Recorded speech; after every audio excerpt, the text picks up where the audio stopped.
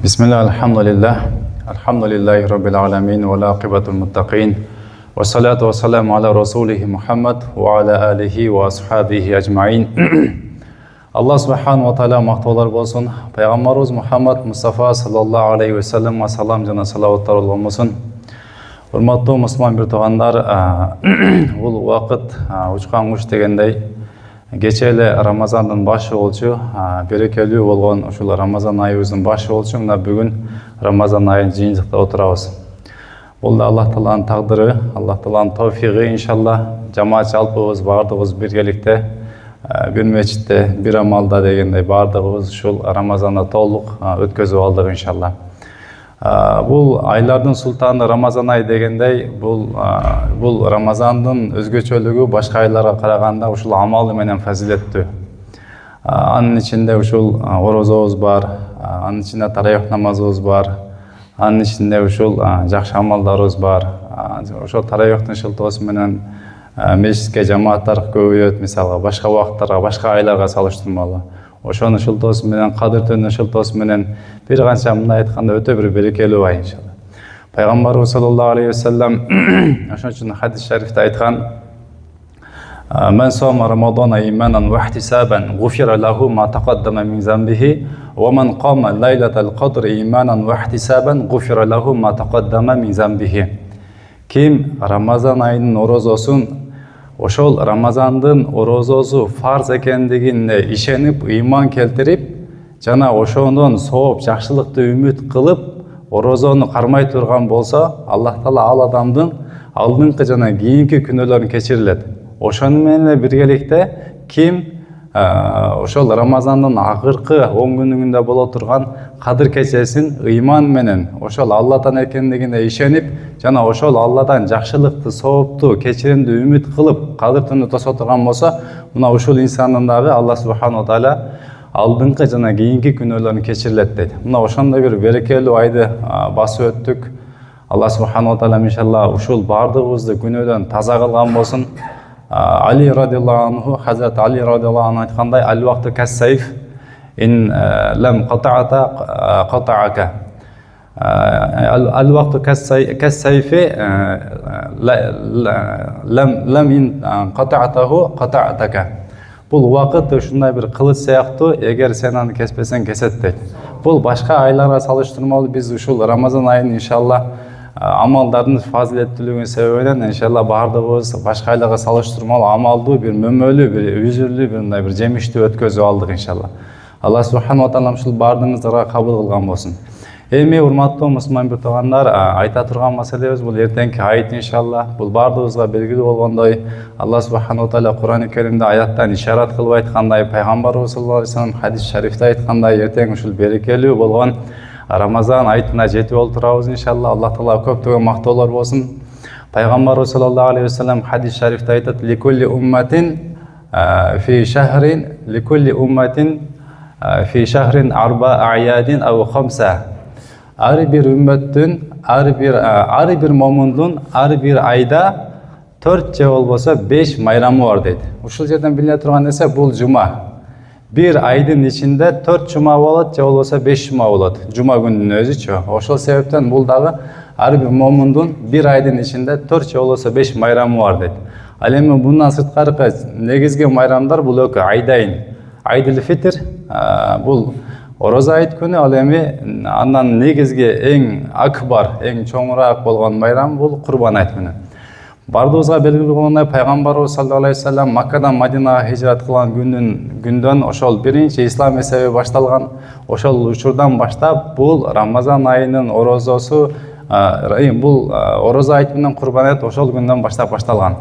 Бул күндө пайгамбарыбыз саллаллаху алейхи ва саллям Мадинага келди. Мадинанын ахли тосуп алды, пайгамбарыбыз саллаллаху алейхи ва саллямды аябай жакшы тосуп алды. Андан кийин пайгамбарыбыз саллаллаху алейхи ва саллямга ошол "Кудман наби саллаллаху алейхи ва саллям ул Мадината" деп пайгамбарыбыз саллаллаху алейхи ва саллям ошол Маккага келгенде, пайгамбарыбыз саллаллаху алейхи ва саллямга алар кабар беришти өзлөрүнүн жахилияттагы бир эки майрамы туурасында. Пайгамбарыбыз саллаллаху алейхи ва саллям бул кабар жеткен ал эки майрамды көрүп туруп, бул кайсы, булар эмне болгон майрамдар дегенде, Ахлил Мадина, Мадина эли айтты: "Бул ушундай майрам, биз жахилчилик доордо, тагыраак айтканда ошол исламга чейинки доорубузда майрамдай турган эки майрамыбыз бар болчу. Бирөөсү Навруз болгон болсо, экинчиси Мехрожан. Ушул эки майрамыбыз бар болчу дегенде пайгамбарыбыз саллаллаху алейхи ва саллям айтты: Аллах Таала силерге андан да жакшыраак болгон курбан айт менен орозо айтты.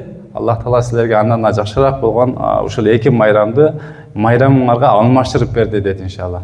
Ушул жерден билсек болот, пайгамбарыбыз саллаллаху алейхи ва саллям бул хадис Абу Даудда келет, ошону менен бирге Мурсат Ахмадда келет, ошону менен бирге Насайда келет. Бардыгы сахих иснаттар менен сахих хадис болуп келет бардыгы. Бул жерде ошол Абу Даудга шарх берген Аунул Ма'буд деген китап бар. Ошол Аунул Ма'будда ушул нерсени айтат. Бул бардыгы эле коомдордо ушундай бир кээ бир күндөрдү майрамдап, кээ бир күндөрдү мындай бир өздөрүнө ыйык тутуп, ушинтип салт катары кармап бир нерселер чыгып келген дейт да. Бирок пайгамбарлар келип ошол нерсени кайтарып турган дейт. Ошондой эле бул Аллах субхана ва таала өзү бул жерде бизге белек кылып айтты, майрамдагыла деп берип атат иншалла. Ошону менен бирге курбан айтты берип жатат. Бунун ушул нерсени Аллах субхана ва тааланын аятынан дагы мындай бир аятынан дагы ишаратын түшүнсөк болот. Аллах субхана ва таала Кур'ан-ы Каримде айтат: "Валитукмил айдата валитукаббируллаха ала ма хадакум". Силерди туура жолго баштаган Аллах субхана ва таалага улуулагыла, даңктагыла жана ошол белгилүү болгон санакты толтургула. Ушул аяттан бүткүл Ханафи алымдары, ошону менен бирге Шафи уламалары, ошону менен бирге тафсирде дагы ишарат кылган нерсеси Айдул Фитр. Нол ушул ороза айттын важип экендигин сабит кылып өкүм чыгарып алышат.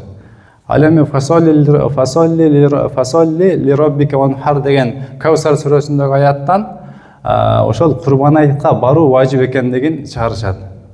Мындай айтканда Аллах субхана ва таала бизге буну түздөн түз кылып майрам кылып берип жатат.